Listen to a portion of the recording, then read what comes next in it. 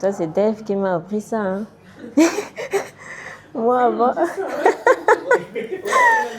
Ouais, il m'a dit, mais t'as une communauté et tout, pourquoi tu ne, tu ne sais pas bien, voilà, bien exploiter ça. Tu dois essayer de, voilà.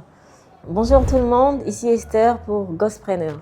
Je suis Esther Tawa, entrepreneur et créatrice de contenu sur les réseaux sociaux. Je suis fondatrice adjointe de chez Ima, une entreprise spécialisée dans la vente et la distribution de fruits et légumes frais. À la base, cette entreprise a été lancée par ma mère aux années 2005, mais en ce moment, elle ne portait pas encore le nom de chez Ima. Elle travaillait tout simplement en son propre compte, son propre nom, Janine. En prenant de l'âge, je me suis intéressée à ce qu'elle faisait parce qu'elle a toujours fait ça avec amour et beaucoup de soin. Et j'ai compris qu'il y avait un fort besoin, une forte demande dans le marché. Alors j'ai décidé de le baptiser en décembre 2023 chez Ima, tout simplement pour lui rendre honneur et hommage à ma mère, parce que communément elle est appelée Ima. Envie de transformer cette initiative familiale en une entreprise moderne et structurée.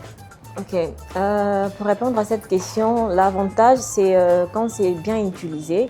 Les réseaux me permettent de raconter mon histoire, de créer un véritable lien avec ma communauté et de donner la visibilité à nos produits. Les défis, c'est de rester authentique tout en restant professionnel.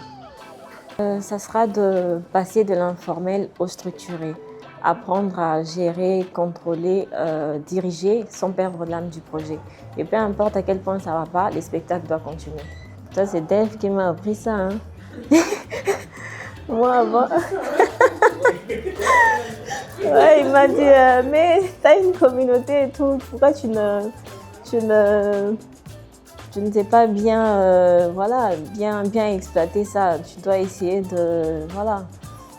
Tu es une grande bosseuse, moi j'essaie de ramener tout ce que tu fais au réseau. Le réseau c'est un monde, il y a une forte communication, tu vas créer un grand lien avec ta communauté et forcément il y aura des gens qui vont te soutenir, etc. Alors c'est vraiment à partir de ce moment que je me suis lancée parce que le soutien vient de lui. Il m'a vraiment dit ça comme ça, je me suis dit pourquoi pas, il a raison.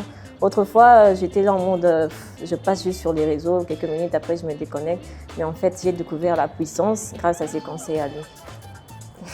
La visibilité devient une opportunité lorsqu'elle est reposée sur de bonnes valeurs, un bon savoir-faire et de toujours garder ces liens-là, cette communication-là avec sa communauté. Je pense qu'elle est importante.